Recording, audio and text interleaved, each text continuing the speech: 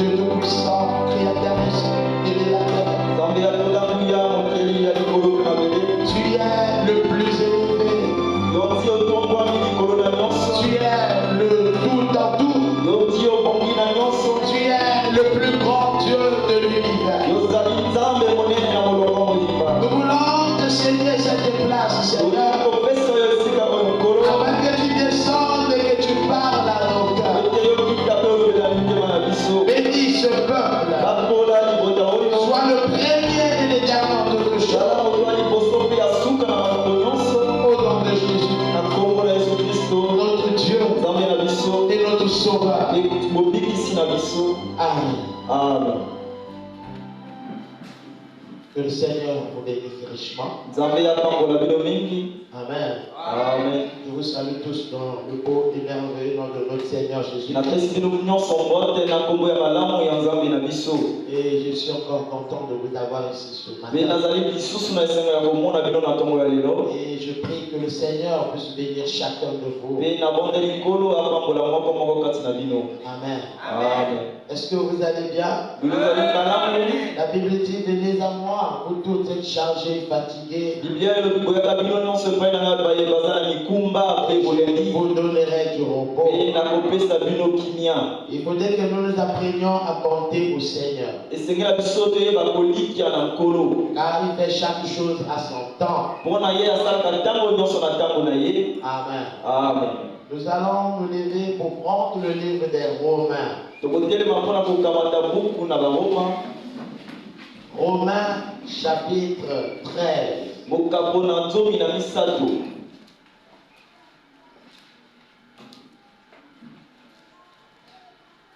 Romains chapitre 13.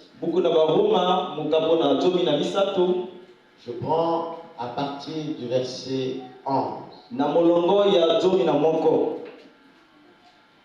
La Bible dit, cela importe, d'autant plus que vous savez en quel temps nous sommes.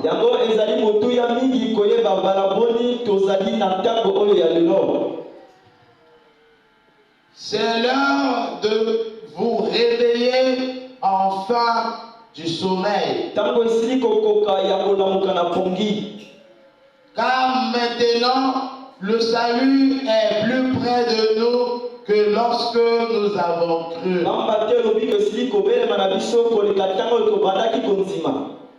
La nuit est avancée, le jour approche. Dépouillons-nous donc des œuvres des ténèbres et revêtons les armes de la lumière.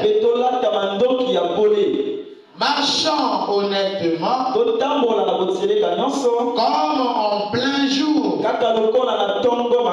loin des excès et des l'ivrognerie, de la luxure et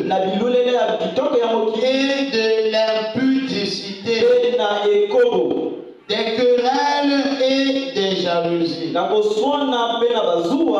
Mais revêtez-vous du Seigneur Jésus et n'ayez pas soin de la chair pour en satisfaire les convoitises. Veuillez vous asseoir alors que je prends le livre de 1 Thessaloniciens. 1 Thessaloniciens chapitre 4.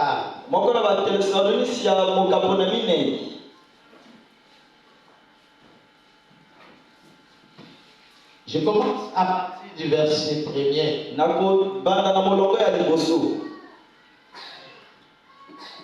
Au reste, frères,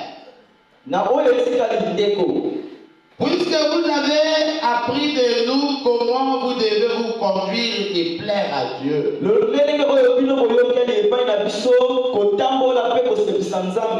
et que c'est là ce que vous faites, nous vous prions et nous vous en conjurons au nom du Seigneur Jésus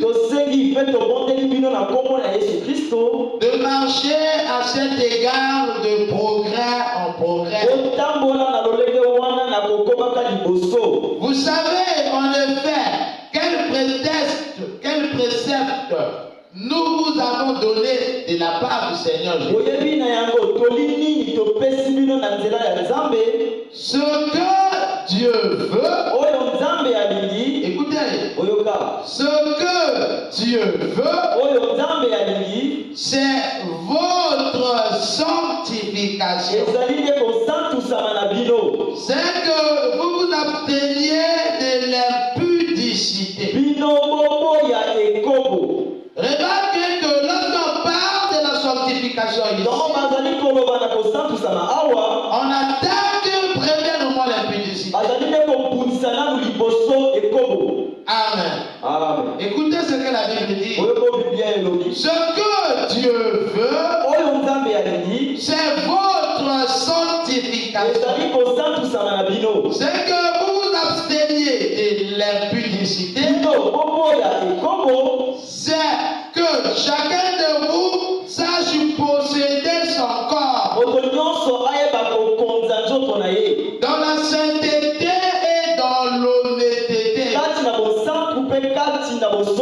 sans vous livrer à une convoitise passionnée, comme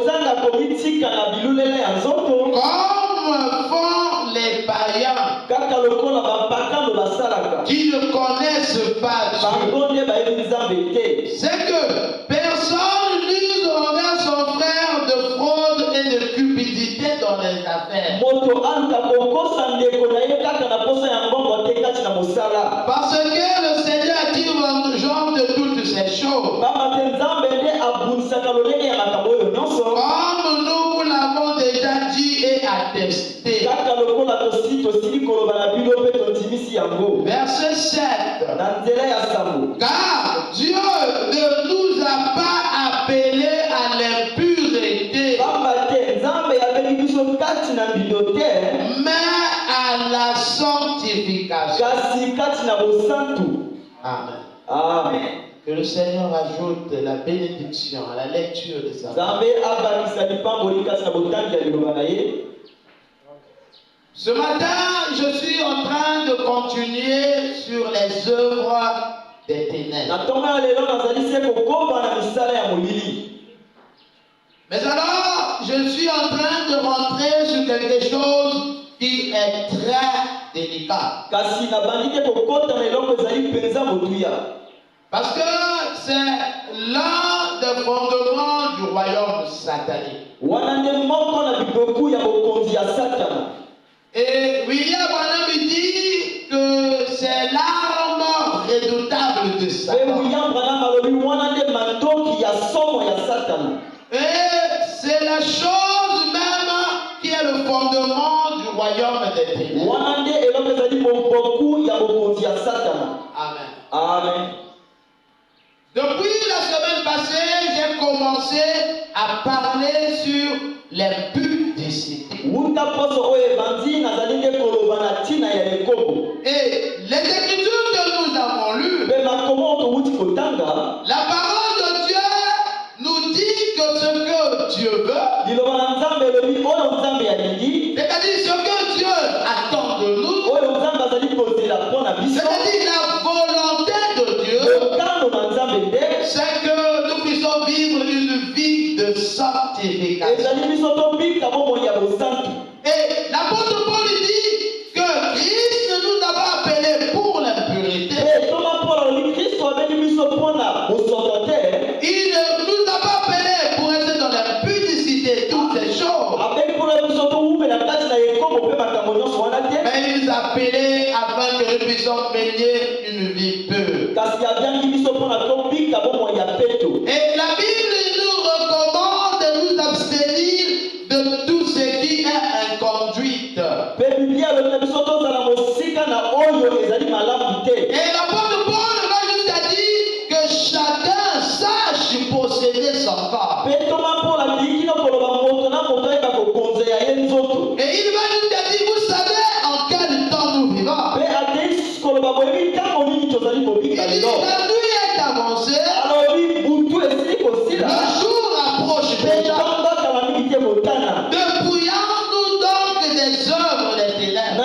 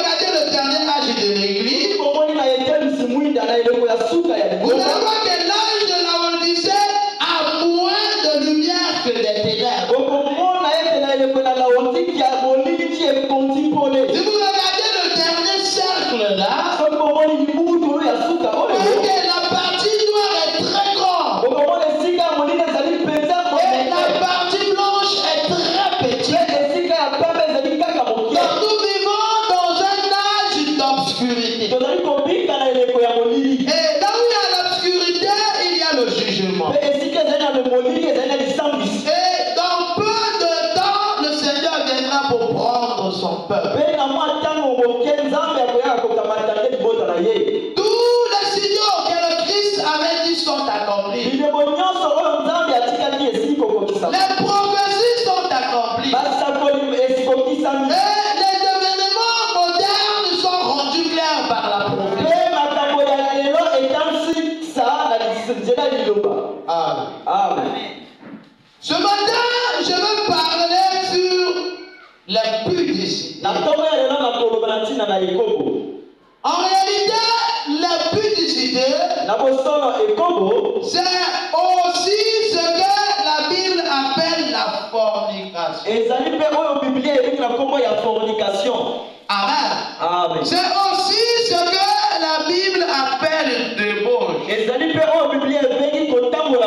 Dans l'autre vous lisez vos Bibles, quand vous voyez la pudicité, vous voyez la fornication, vous voyez la débauche. En réalité, c'est la même chose. Amen. C'est quoi l'impudicité? L'impudicité, ce sont des rapports sexuels entre deux personnes qui ne sont pas mariées.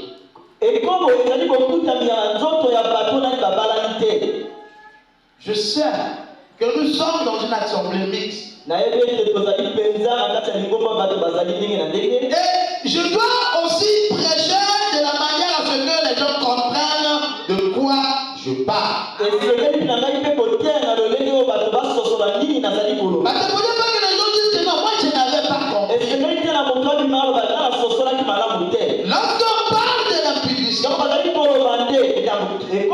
la fornication ou de la débauche, en réalité c'est un acte sexuel entre deux personnes qui ne sont pas mariées. Cela est différent de l'adultère. Vous allez voir que ici, les deux personnes ne sont pas mariées, ils sont non mariés. Amen. Mais lorsqu'on arrive au niveau de l'adultère, les deux personnes sont mariées, mais l'un d'eux trompe son conjoint. Ça veut dire qu'ils sont liés par les liens sacrés du mariage. La femme triche en ayant un amour dehors. Ou le mari triche en ayant un deuxième numéro dehors. Mais si vous regardez les deux cas, c'est la même chose. Parce qu'en réalité, c'est un acte en dehors du mariage. Et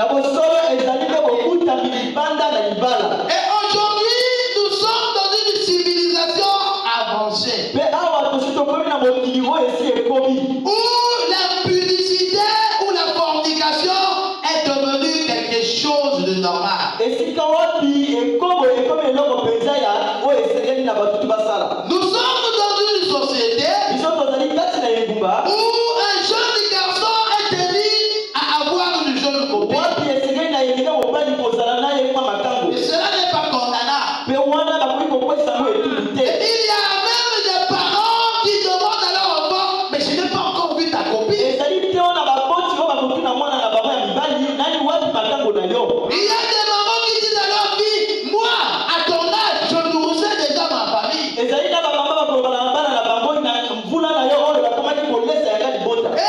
dans certaines familles qu'on dit souvent avancées, mais je pense qu'ils sont rétrogrades.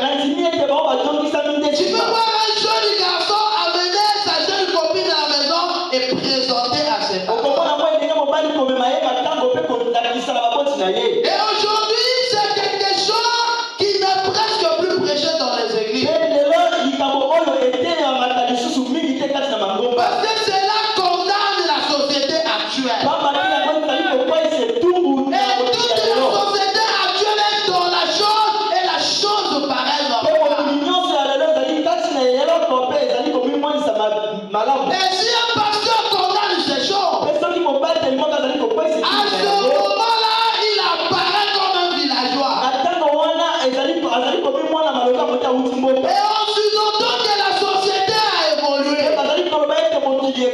C'est vrai. La société a évolué. Et je peux vous dire qu'elle a évolué en mal. Et ce n'est pas parce que la société a évolué que Dieu a aussi changé son avis vis-à-vis de sa parole. William Branham dit que Dieu ne change pas sa pensée au sujet de sa parole.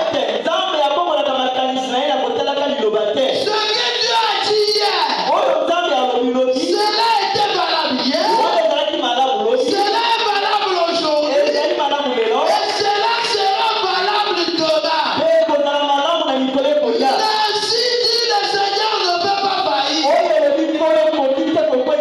lorsque Dieu parle, il connaît la fin avant le commencement.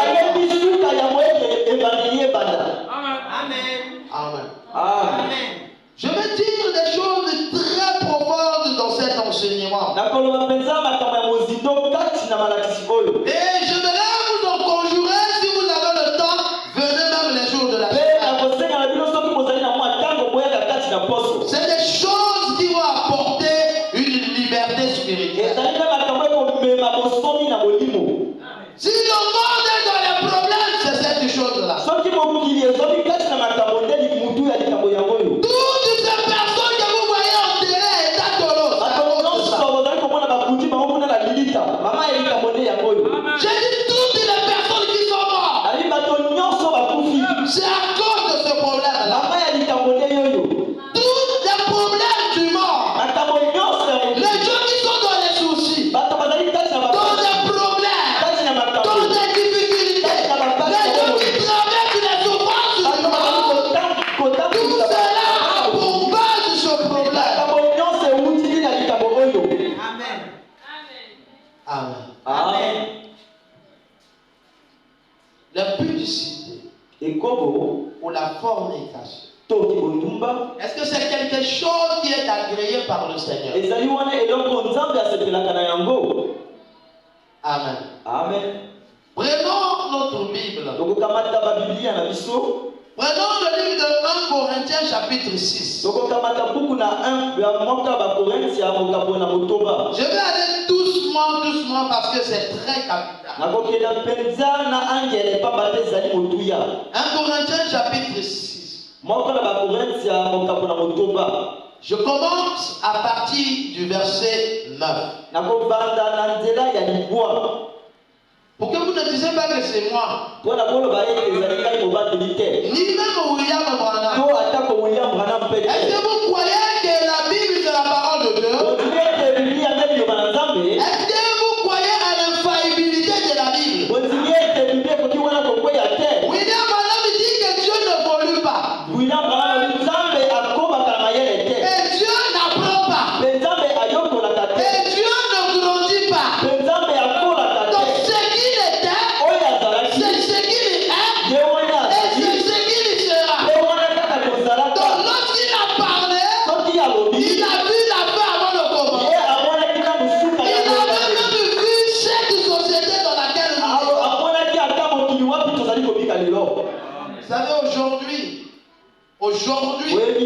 si un jeune garçon n'a pas de copie, il y a beaucoup de points d'interrogation sur lui. Et ce garçon-là, depuis qu'on le voit dans le quartier, il n'a pas de copie. On dirait qu'il est pété. Pourquoi? Parce qu'il pense que la vie de concubinage est normale. J'habitais dans un quartier à Douala. Et lorsque je descendais de l'hiver, je partais à l'école ou à l'église. Les gens m'observaient sans que je me rende compte. Alors un jour, une maman m'a appelé. Elle m'a dit, mon fils, moi je ne comprends pas. Tous les jeunes de ce quartier-là, ils disent qu'on dirait que toi tu es pété. J'ai dit, mais pourquoi? Ils disent que parce que tu es ici, on t'a jamais vu avec une copine. Et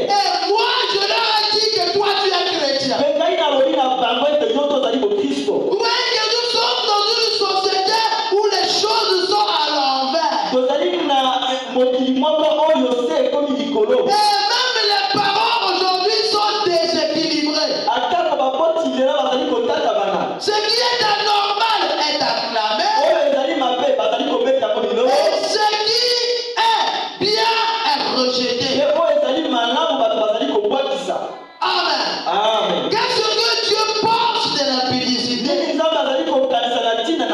Qu'est-ce qu'il pense de la fornication? Je commence au verset 9. Écoutez. Ne savez-vous pas que les injustes n'hériteront point le royaume de Dieu? Ici, c'est une information que l'apôtre Paul donne. Ne savez-vous pas que les injustes n'hériteront point le royaume de Dieu? Ne vous y trompez pas.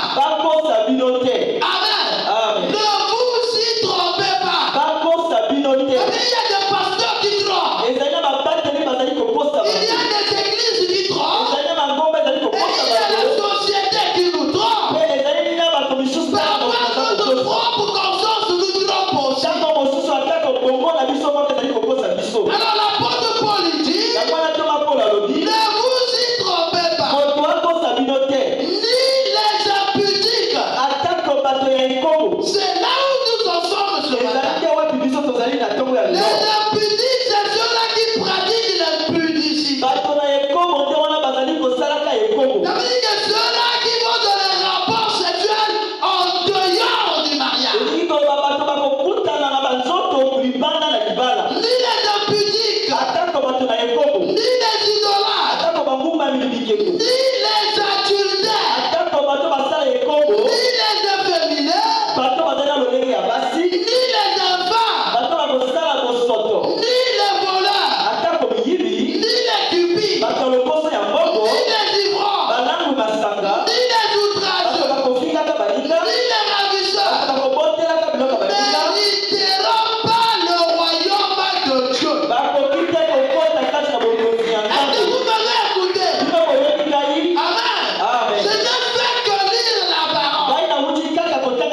Ça veut dire que selon la parole de Dieu, si quelqu'un est impudique, ou fornicateur, ou débauché, il est impossible pour lui de rentrer au ciel. Alors je veux entendre un amen. Parce que je veux savoir si vous croyez la parole. On ne dit pas amen seulement lorsque c'est bon, mais aussi lorsque cela nous concerne. Parce que la parole de Dieu, c'est le amen. Ainsi soit-il. Et cela est immuable, infaillible, et ne change pas. Est-ce que quelqu'un m'entend? Que tu sois ancien dans l'église, que tu payes ta dîme, que tu payes tes offrandes, que tu sois diacre, que tu rentres dans une église qui a la renommée, même si tu prêches la parole, si tu es impudique, tu ne pourras pas rentrer dans le royaume. Ça veut dire que c'est une des choses qui bloque accès au royaume. Alors je crois que si nous sommes ici ce matin, c'est parce que nous aspirons à la vie éternelle. C'est parce que nous croyons qu'il y a un ciel à gagner et un enfer à éviter. Amen. L'apôtre Paul dit, ils n'hériteront pas le royaume de Dieu. Il dit, c'est là ce que vous étiez. Quelques-uns de vous, mais vous avez été lavés, mais vous avez été sanctifiés, mais vous avez été justifiés au nom du Seigneur Jésus et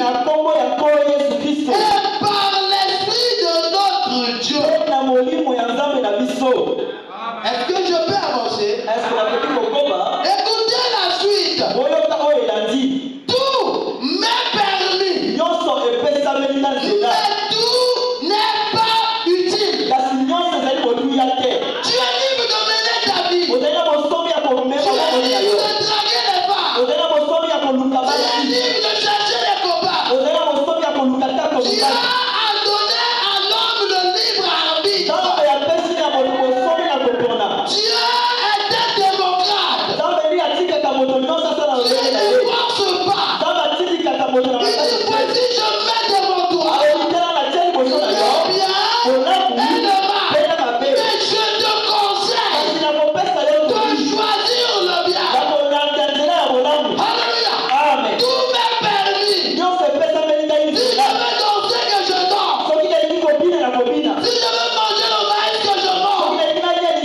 Peu importe ce que l'homme veut faire, il a la liberté de le faire.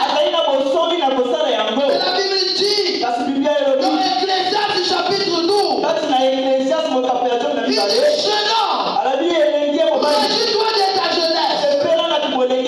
Marche selon les voies de ton cœur. Fais tout ce que ton cœur te demande de faire. Mais sache qu'un jour, Dieu t'appellera au jugement. Chaque personne sur la terre, à un de ces jours, Dieu l'appellera. Il viendra rendre compte de son âge. Combien d'années il a fait sur la terre? De son argent, de sa femme, de ses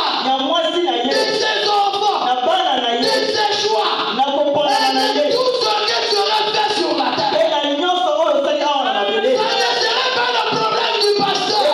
Le pasteur sera déjà déchargé sur la terre. Prêchons la parole. C'est des chemins individuels. Ton ami ne sera pas là. Ton chef ne sera pas là. Ta famille ne sera pas là. Même le pasteur ne sera pas là. Chacun de nous sera face à son destin. Mieux vaut ne pas écouter la parole que d'écouter la parole, d'être conscient et de fouler la parole au pied. Un de ces jours, Dieu nous attendra au carrefour. Je ne serai plus là. Je répondrai pour vous. Lorsqu'on m'appellera, le Seigneur, j'avais lu tel verset. N'est-ce pas ta parole? J'avais encore lu tel verset. C'était pas ta parole. Et je me serai déchargé vis-à-vis de Dieu sur la base de sa parole. C'est pour ça que je m'arrange à être dans le carré de la parole. Et lorsque je prêche, je n'ai pas d'amis. Si ça doit séparer, que ça sépare.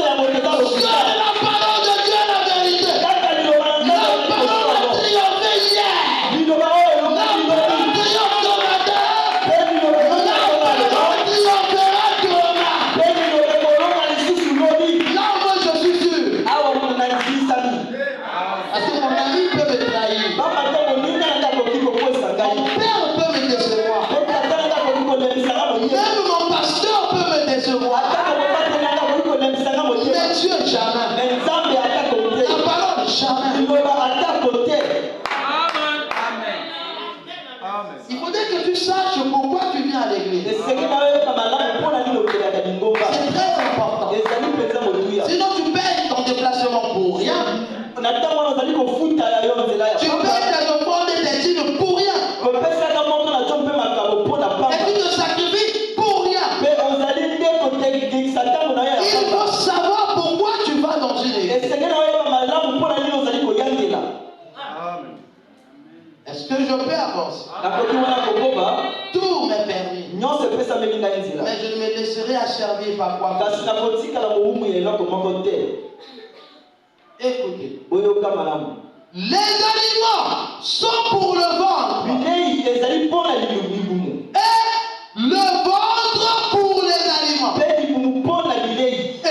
Dieu détruira l'un comme l'autre. Écoutez. Mais le corps n'est pas pour la pudicité. Est-ce qu'on est en train d'arriver? Avec quoi je commets la pudicité? Avec mon corps. Est-ce que vous êtes avec moi?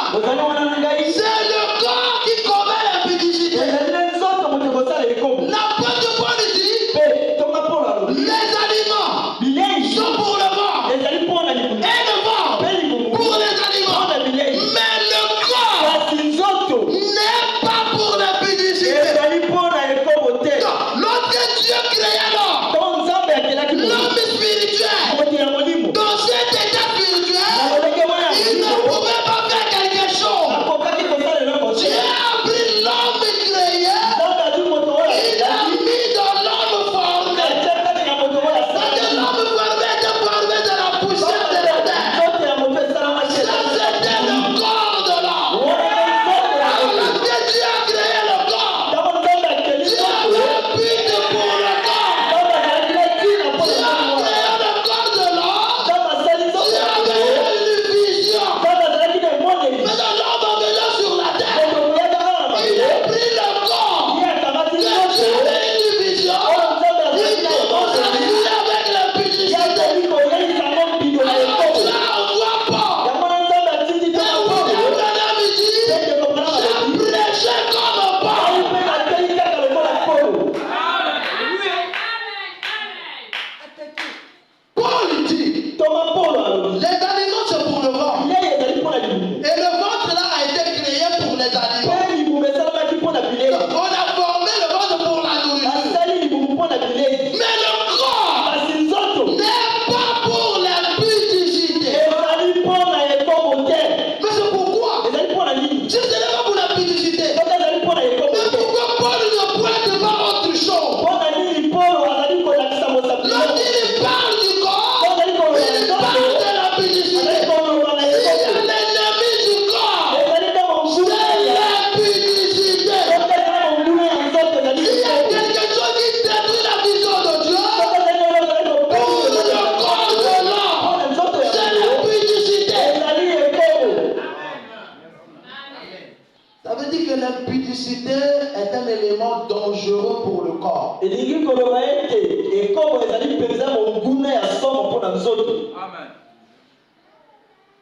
Est-ce qu'on est en train de venir?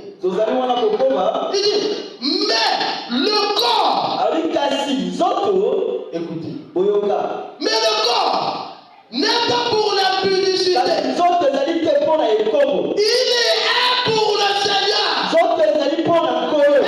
Le Seigneur pour le corps. Alléluia. Le corps là a été créé pour le Seigneur. Et le Seigneur aussi existe pour le corps. Est-ce que quelqu'un a compris ça? Parce que la finalité de Dieu, c'est de rentrer dans un corps. La vision de Dieu, c'est la parole faite chair. Au commencement était la parole. Et la parole était avec Dieu. Et la parole était Dieu. En elle était la vie. Et la vie était la lumière des gens. Toutes les choses qui existent par elle. Et rien de ce qui existe de son aide. La parole voyage. À la fin. Et la parole a été faite chair. Amen. Lorsque je prêche la parole, la finalité c'est que cette parole doit se faire chair en nous. Si la parole ne se fait pas chair, la parole n'a pas encore atteint son objectif.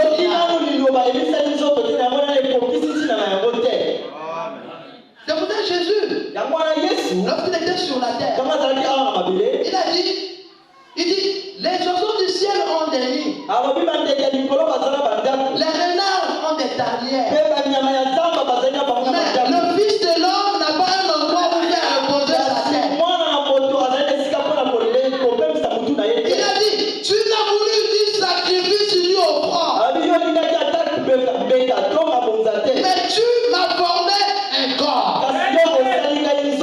Le but de Dieu, lorsque Dieu crée l'homme, dans la vision de Dieu, c'est que Dieu doit venir tabernaquer dans l'homme.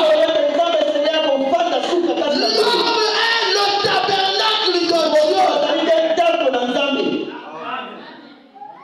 Le corps n'a pas été fait pour la publicité. Le corps a été fait pour le Seigneur. Et le Seigneur pour le corps. Ça veut dire que quelqu'un qui rentre déjà dans la publicité est en dehors de la volonté. Il est en train de détruire la maison du Seigneur. Et il est en train de se détruire lui-même. Je vais rentrer dans les profondeurs de cette chose. Vous allez vous rendre compte que c'est mieux de ne pas commettre la publicité que de le faire. C'est une délivrance que j'apporterai. Et si vous avez des gens invitants-les, dites-les d'écouter la parole. C'est important. Amen. Mais le corps n'est pas pour la publicité. Il est pour le Seigneur. Et le Seigneur pour le corps. Et Dieu a ressuscité le Seigneur. Et Dieu qui a ressuscité le Seigneur pour ressusciter aussi par sa puissance. Vous dormez? Vous dormez? Si y a quelqu'un qui donc se boule, il dit que c'est quelque chose d'important. Tout à côté de toi dit shalom. Dis shalom. Alléluia. Amen. Ça, c'est ce qui nous empêche le ciel.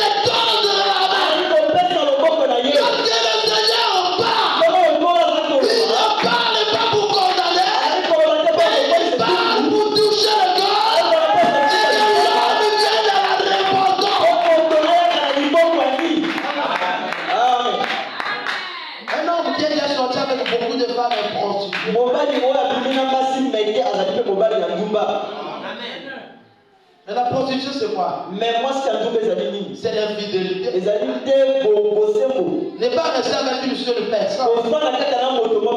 Là, c'est fort, hein? Mais il faut les chocs forts. Pour traiter le palu, il faut la nivaquine. Donc, quand tu bois, c'est amer. Mais t'apporte la guérison. Et c'est ça la parole de Dieu. Lorsque ça rentre dans la bouche, c'est tout comme du miel. Mais quand ça arrive dans le ventre, les entrailles sont remplies d'amertume. C'est à peine chaque chrétien, à ce qu'on est pur jusqu'au mariage. Je dois attendre la main. William Branham dit, une femme doit être au mariage fière. Je dois attendre la main.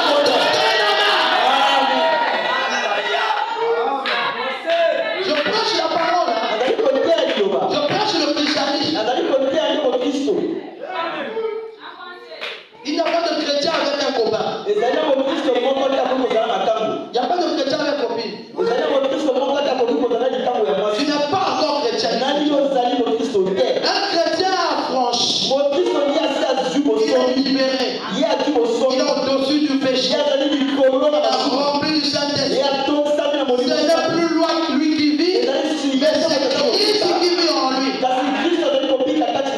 Je vais vous dire des choses. Et vous allez vous rendre compte que c'est mieux d'être comme ça que d'aller commettre ces choses-là. On ne peut plus périr faute de reconnaissance.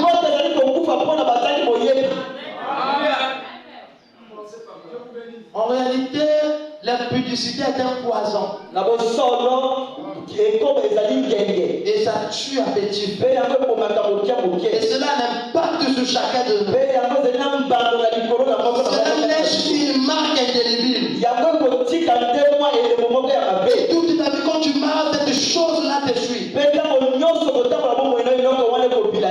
faut une puissance supérieure pour te faire sortir de ces marques-là. Et il faut simplement la grâce de Dieu. Si Dieu n'intervient pas, tu es un homme mort.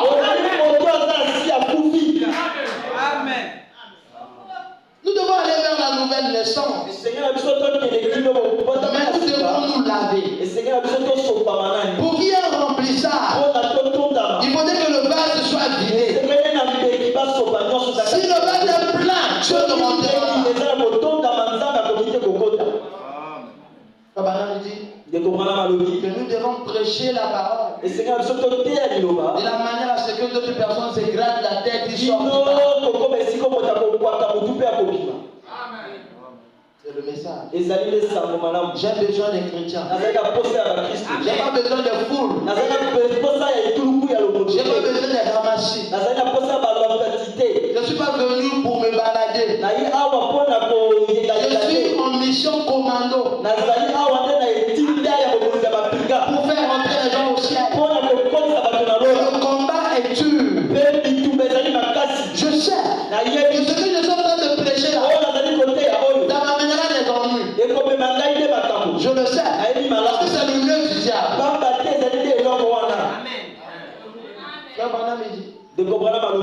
Lorsque le diable te cherche, il te cherche dans la boisson, il te trouve pas. Dans la cigarette, il te trouve pas. Dans le mensonge, dans la commérage, il te trouve pas. Il t'attend là. Que la femme, c'est l'arme fatale de Satan. Donc, la dernière arme que Satan sort,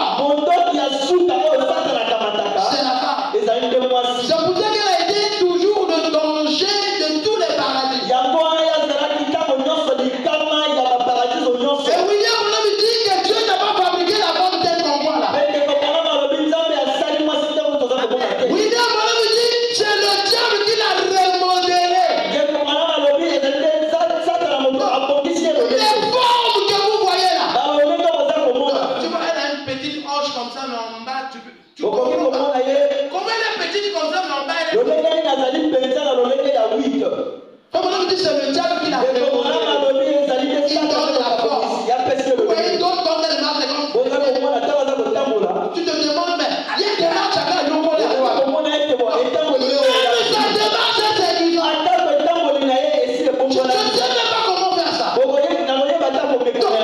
la vois marcher, tu as l'impression que c'est dans la télé. C'est la touche du diable. Regardez les animaux. Vous allez voir que dans tous les peuples animaux, c'est le mâle qui est plus beau. Regardez les coqs, c'est le coq qui est plus beau. Tous les animaux et les oiseaux, c'est le mâle qui est plus beau. Tu vois un oiseau plus costaud, plus joli, c'est le mâle. Et quand tu arrives sur l'or, il y a quelque chose qui ne va pas. Mais pourquoi les gens ne s'habillent pas mal? Mais nous, on s'en fout de balader avec des petits clients. Avec nos bijoux, Amen. Amen. Ça ne fera rien. Ça ne fera rien. Donc tu passes avec ta culotte. Tu vas regarder comment tu fais. C'est comme des branches d'un arbre. Ça fait rien. Mais même une femme en culotte. Combien d'accidents? Combien d'hommes qui vont en enfer? Combien de compatibles? Combien de péchés? Et c'est pour ça que le diable est en train de travailler. Allez dans WhatsApp, c'est les femmes qui ont des habits. Allez dans Facebook, c'est les femmes qui ont des habits. Même ici, on fait la publicité d'un bonbon, c'est les femmes qui ont des habits. Allez me regarder les jeux des Chinois. Là où on met les enfants là, on a une femme nue. Quelle relation entre la nudité de la femme et mes pièces de son enfant que je mets dedans? Vous voyez que c'est des éléments d'attirant. C'est une puissance d'égarement. Et puis il y a le Branham qui dit que ce sont les attrapes fils de Dieu. Je vais arriver. Je ne sais même pas si je vais prêcher mon sermon. Amen. Est-ce qu'on peut avancer? Écoutez la parole. Ne savez-vous pas que vos corps sont des membres de Christ? Prendrez du donc les membres de Christ pour en faire les membres d'une prostituée. Mais la fille que tu sors avec là, elle t'a dit qu'elle est la première. Elle est ta première. On dit que la fille la plus sérieuse a 3 gars. Ça c'est la plus sérieuse. Mais non, c'est qui n'est pas sérieux. Et toi tu en fais ta copie. Et aujourd'hui les garçons sont devenus coureurs de jupons. Quand tu vois le matin, tu es la fleur des fleurs. Alors que la fleur existe, dis-toi que tu existes. Quand tu commences maintenant à toucher les fleurs de la parcelle des gens. Quand tu finis chez toi, à 10 heures, tu rencontres l'autre. C'est la lune des lunes. Et l'autre, il fait aussi la même chose. 17 heures, tu es la fumée de ma cigarette. Elle a aussi fait la même chose. Et elle arrive chez l'autre. Si tu vois la fumée sortir de mes narines, ne pense pas que je fume. C'est mon cœur qui brûle dans mon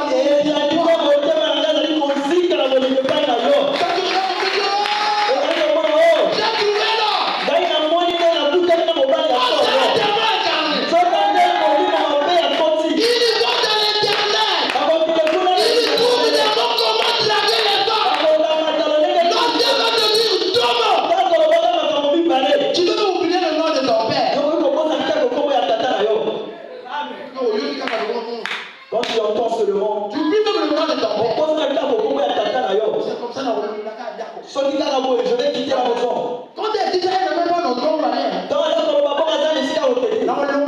Je vais briller. Tu verras. Et tu verras. J'ai envie de prêcher. J'ai envie de prêcher.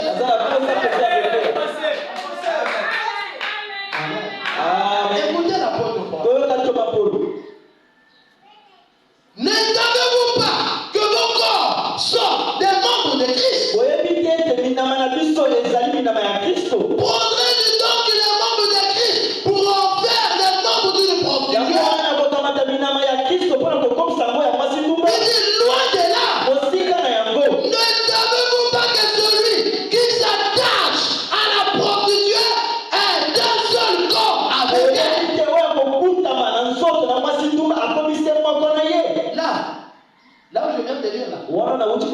Je vais rentrer dans ça. Écoutez, je reprends ça. Je reviendrai sur ça. Il dit, loin de là, ne savez-vous pas que celui qui s'attache à la prostituée est un seul corps avec elle? Car, est-il dit, les deux deviendront une seule chair. Les deux deviendront une seule chair. C'est une écriture qui est liée au mariage. L'homme quittera son père et s'attachera à sa femme. Et les deux deviendront une seule chair. L'apôtre Paul dit que c'est le cas avec celui qui sort avec une femme en dehors des deux. Amen. Ça veut dire que lorsque tu sors avec une femme, vous deux, vous êtes devenus une seule chair. On va devenir sur ça. Maintenant, essayez d'imaginer avec combien de personnes vous êtes devenus une seule chair. Merci Seigneur. Comment une femme et un homme deviennent une seule chair? C'est par le mariage. Par l'impudicité aussi, les deux deviennent le même chair. Je suis sorti avec Suzanne. Une seule chair. J'ai laissé Suzanne. Je suis parti sortir avec Antoinette. Une seule chair. J'ai laissé Antoinette. Je suis allé avec Georgette. Une seule chair. Il y a même d'autres que j'ai déjà oublié les noms. Et même quand je les rencontre en route, je ne me souviens plus. Bonjour à toi. Bonjour. Toi, c'est qui encore? Tu m'as oublié? Je ne me souviens plus. Moi, j'étais accompli lorsqu'on était à Evo. Ah bon? Comment? Tu avais déjà oublié. Mais dans la spiritualité, vous êtes un seul chair. Ce n'est valable pour les hommes. Et ce n'est valable pour les femmes. Je suis sorti avec Mathieu. Une seule chair. Avec Antoine. Une seule chair. Avec Xavier. Une seule chair. Et tu peux t'imaginer combien de personnes vous êtes devenus. C'est un mystère. Et c'est une profondeur. Vous avez dit des choses qui vous arrivent dans la vie, c'est nous qui les avons créées. C'est pour ça que nous avons besoin de Dieu. Parce que la grâce de Dieu viendra pour effacer toutes ces choses. C'est les influences. Je te sorti avec un tel, mais toi tu vas au mariage, tu n'as plus d'enfant. Je te sorti avec un tel, tu ne sais pas, tu deviens maladie. Tu ne sais pas. Amen. Dieu, lorsqu'il condamne quelque chose. Mais Dieu ne condamne pas pour le plaisir de condamner. Est-ce que Dieu ne veut pas de votre plaisir? Oh, Dieu est contre nous. Il est contre notre plaisir. Dieu n'est pas contre ton plaisir. Mais Dieu veut que ton plaisir soit dans le cadre du mariage. Dieu veut que le mariage soit honoré par tous. Et les relations que vous entretenez, même vos parents ne sont pas au courant. Dieu veut que le mariage soit honoré et respecté. Et c'est là que William Branham dit que le mariage est sacré. C'est un sacrement. Amen. Je vais revenir. Je vais venir écouter l'enseignement. Loin de là, ne savez-vous pas que celui qui s'attache à la prostituée est une seule corps avec elle?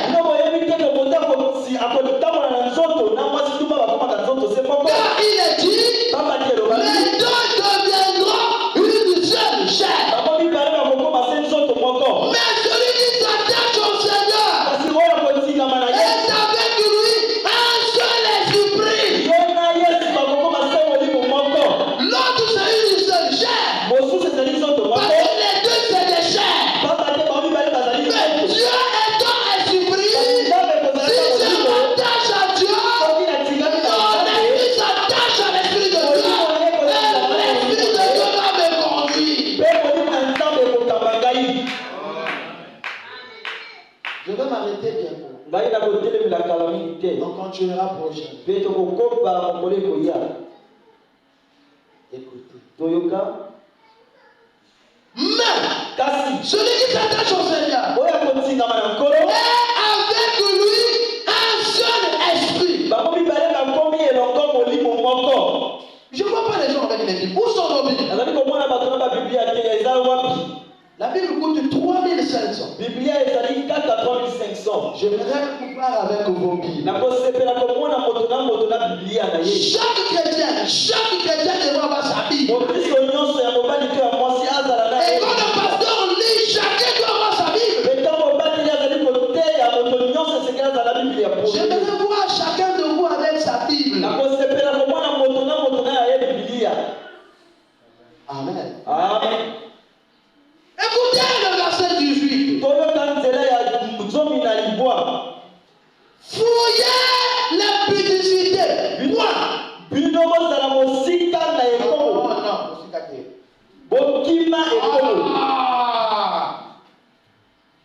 Fouillez. Vous l'avez déjà vu lorsque les policiers rentrent dans un quartier et qu'il y a des jeunes Kuluna. Un quartier de Kuluna, les policiers, les bégerons. Vous avez déjà vu comment les Kuluna fouillent? Mais ils fuient quoi? Pourquoi ils fuient? Ils savent que si je tombe entre les mains de ces gars, c'est fini. La qualité du bastonnage que je vais le châtiment et la prison. Non. Il va fouiller de toutes les formes. Il va se cacher.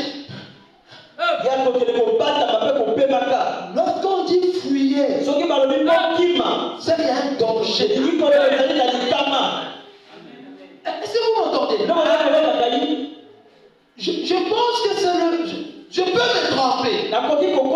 Mais je pense que c'est le seul péché où Dieu dit alors fouille.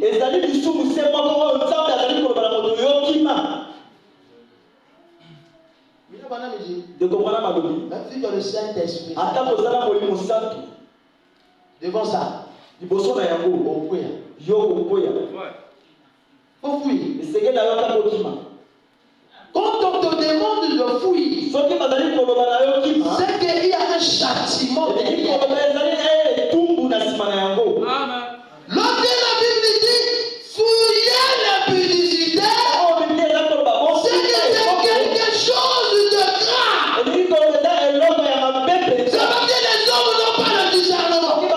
Lorsque Dieu dit fouille, ce n'est pas un homme. C'est le Dieu de la création qui demande à l'homme de fouiller. Regardez même la Bible dit résister à Satan. Résister à Satan, il fuira loin de vous. Mais quand on arrive à l'impudicité, Dieu nous dit fouille. Donc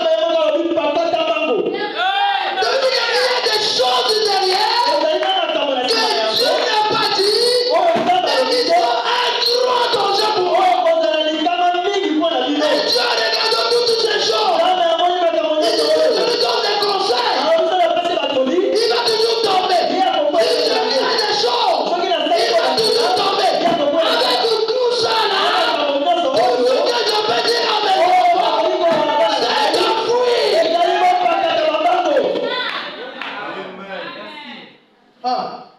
Ce qui t'appelle victime, c'est que tu as si tu dis fouille, tu ne fouilles pas. Oh frère, nous on est des anciens. Frère, moi j'ai des citations du message. J'ai déjà avalé les écritures. Les pasteurs sont tombés. Les grands sont tombés. Les anciens sont tombés. La chose là, c'est là le résultat. Ne jouez pas avec la femme.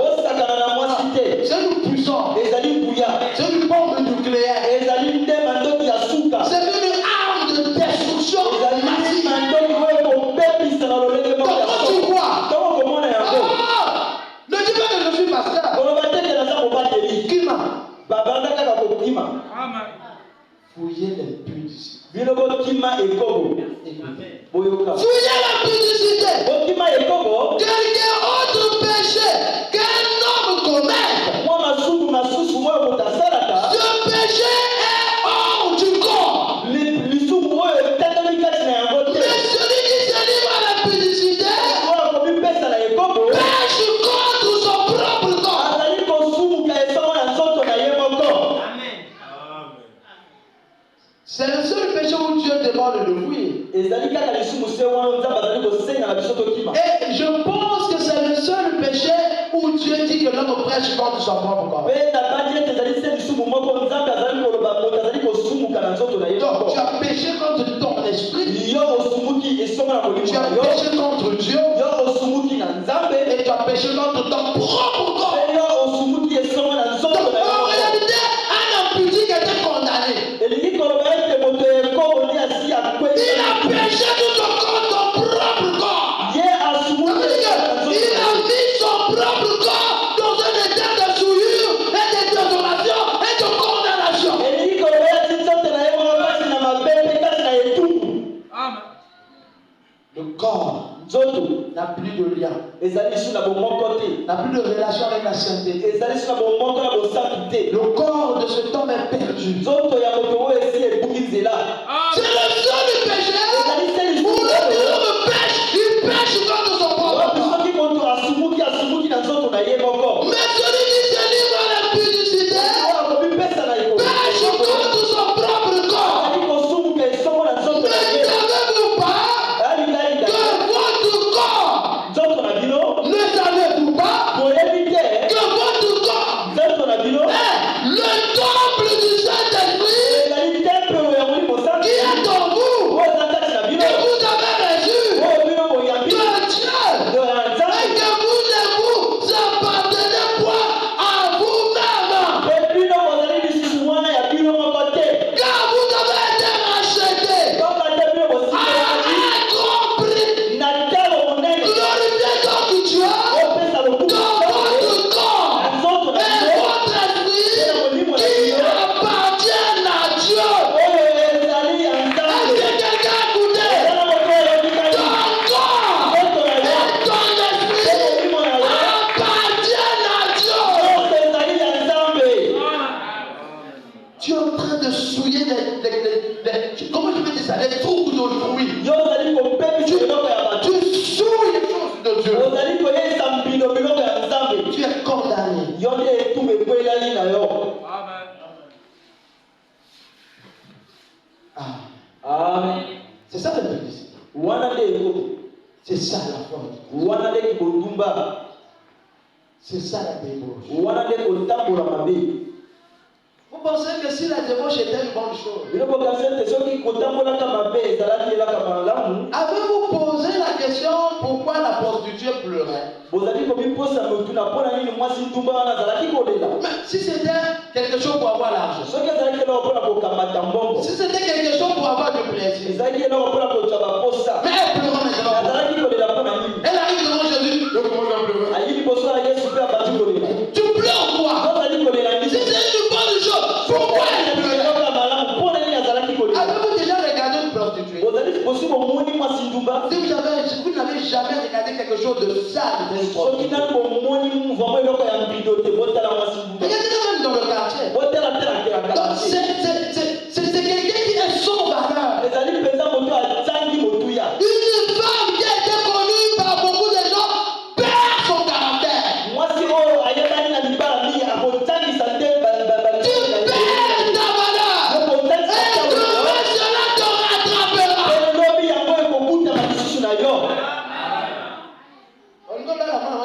Oh, tu veux te marier avec cette femme? Mais c'était ma copine. C'est le neveu de celui qui veut t'épouser. Son oncle veut t'épouser. L'oncle, dis-moi si. Vraiment bien. C'est une bonne chose. Je veux voir ta femme. Jeanne. Si elle est Jeanne, c'est qu'elle m'excuse. Jeanne, comment tu vas? Vous me connaissez? L'homme est tout content de savoir que l'épouse qui vous posait. Oh, c'était son copain. Quand il finit, non, comme. Laisse. Elle était ma copine. Elle était la copine de mon ami. Après, quand elle était mon ami, elle a plein de gars qui avaient le dodo comme ça. Tu connais le gars qui avait le dodo. C'est tout, c'est son copain. Moi, j'ai déjà assisté à une scène où un papa décide d'épouser une femme. Mais ses petits frères disent tout sauf celle-là. Le petit frère a dit non. Tu voulais comprendre. C'est pourquoi il dit farouchement que leur grand frère est comme épousé. C'est au fil du temps que je me suis rendu compte. Non, ils avaient ces dossiers. Ils avaient des dossiers de cette femme. Vous savez qu'une femme doit être un être de valeur. Parfois, un homme veut une femme pour savoir comment elle est. Mais si déjà tu as tout laissé dehors, maintenant on va découvrir quoi. Tu es comme les mamans là qui vendent les maniocs à Libangatalo, qui ouvrent une partie comme ça là. Le manioc sort pour dire que le manioc est blanc. Ou on coupe le chapeau pour montrer qu'à l'intérieur c'est vert. Tu as montré ta partie. Non, on va découvrir quoi. Amen. L'impudicité. Et comment Dieu condamne. Il y a des choses qui sont greffées sur nous. Qui nous accompagnent. À cause de cette chose que Dieu nous demande de l'ouvrir. S'il y a des jeunes filles ici qui ne connaissent pas encore des hommes, c'est à vous que je parle. Gardez-vous peu. Il y a d'autres qui regrettent. Et il y a des gens qui s'amusent à conduire ce message comme vous avez conduit là. Ils devaient être dans la joie. Ils se disent, pourquoi tu as permis que je connaisse le message tard? Le monde que vous voyez là, c'est méchant. Le monde est très méchant. Tu vas rencontrer un jeune garçon qui te montre qu'il t'aime. En réalité, ce n'est pas l'amour, c'est un désir sexuel.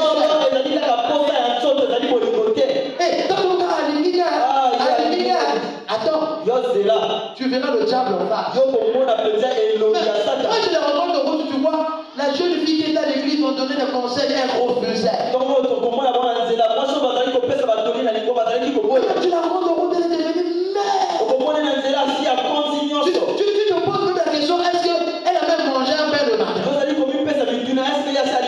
Avec un enfant au dos, un autre enfant à la main, elle marche sur le sol. Tu te dis, mais la fille là qui était à l'église, peut-être qu'on l'avait déjà épousée. Mais comme le pasteur est idiot, un de ces jours, celui qui m'a écouté, qui fait ces choses-là, il comprendra. Pasteur souffrance. Après, il te fait sortir. Là où tu étais, tu n'as plus de place. Maintenant, mange et nourris ses enfants. Le monde est là. Quand tu as entendu, avant d'arriver, regarde. D'autres te tuent. Ils payent le prix. Que ce soit des femmes, comme ce soit des hommes, c'est la même chose. Ça, Dieu lui demande de fuir. Parce que les conséquences sont néfastes. Et c'est diabolique. Amen. Si le Seigneur est en train de parler, ce n'est pas pour condamner. Dieu ne prêche pas pour condamner. Je prêche pour faire sortir les gens du trou. C'est une grâce. Si tu étais sur ce chemin-là, c'est que le Seigneur est en train de te donner le port. Il veut laver ton âme. Il veut te faire porter un autre âme. Il veut changer ta situation. C'est que tu es sur le chemin du malheur. Parce que Dieu ne prêche pas. Mais celui qui a écouté, qui a été têtu, tant pis pour lui. Le Seigneur a parlé. Que celui qui a des oreilles pour entendre, entend que le Seigneur a parlé.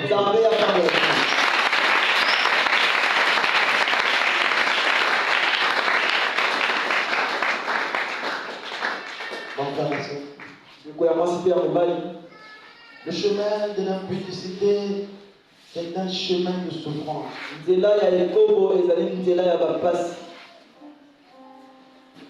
Et si le Seigneur nous demande de le fuir, c'est que l'homme n'a aucun élément pour se tenir devant cette chose. L'homme n'a aucune arme de résistance devant l'impudicité. Et c'est pour ça que Dieu nous demande de le fuir. Et si tu es sur le point de vouloir prendre une décision, de suivre ce chemin-là, laisse-moi te dire ce matin, mon frère, ma soeur, tu es en train de vouloir suivre le chemin du malheur. Et le Seigneur t'appelle. Il veut que tu te donnes. Le Seigneur veut que tu lui donnes ton âme, ton cœur, ta vie. Il veut que tu sois sa servante. Il veut que tu sois son serviteur. Pourquoi résistes-tu? Pourquoi continues-tu à rester sur ce chemin? Il y a un malheur qui t'attend. Il y a une souffrance qui t'attend. Le chemin de l'impudicité est un chemin de douleur. C'est un chemin de souffrance. Est-ce qu'il y a des gens qui pouvaient témoigner? Ils viendront pour te dire, ma soeur, ne tente pas de faire ce chemin. Car ce que je subis, si j'étais sage au départ, j'aurais pu ne pas faire choisir ce chemin. Mais je te conseille de ne pas suivre ce chemin. Alors que nous allons prier le Seigneur. Prions le Seigneur.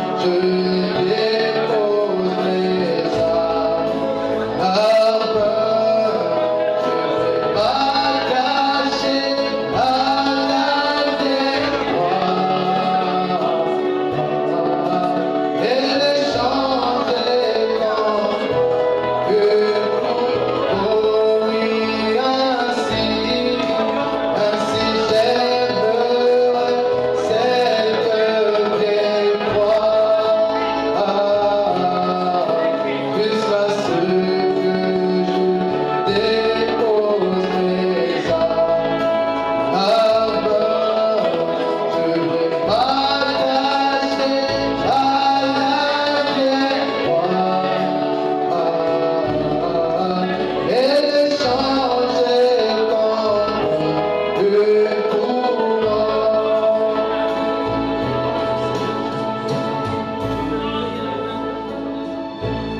allons prier. Notre précieux et tendre Père Céleste, nous te remercions pour cette opportunité que tu t'as accordée ce matin de venir à cet endroit écouter ta parole. Est-ce que ta parole nous taille, que ta parole nous approche, faire de nous des chrétiens véritables. Père, nos cœurs est touché par la parole. Nous te prions, Seigneur, de jeter un regard de miséricorde. Que nous enlèvons-nous toute forme d'impudicité. Que cet esprit d'impudicité qui nous rend, que cela quitte de nos vies. Même que ta parole nous lave. Que ton Saint-Esprit rentre à l'intérieur. Et que tout le monde de ça descende. Et que la vie de Dieu rentre à l'intérieur. Bénis ce peuple-là. Accorde à chacun selon le désir de sa foi. Bénis les dîmes et les offrandes. Et sois notre Dieu en toutes choses. Au nom de Jésus, notre Dieu et notre Sauveur. Amen. Que le Seigneur vous bénisse.